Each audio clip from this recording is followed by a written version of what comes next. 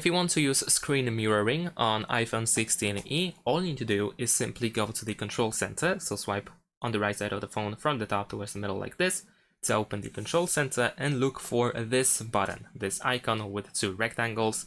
So we want to tap on it in order to open screen mirroring. We will find the list of all TVs that are compatible, or other devices that are compatible with our iPhone or with Apple devices in general.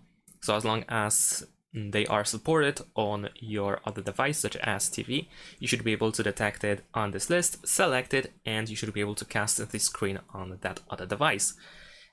If you have issues with detecting the TV or anything else, make sure that you are using the same internet connection, so connect to the same Wi-Fi on both the iPhone and the other device, and make sure that the Apple products are supported on your TV.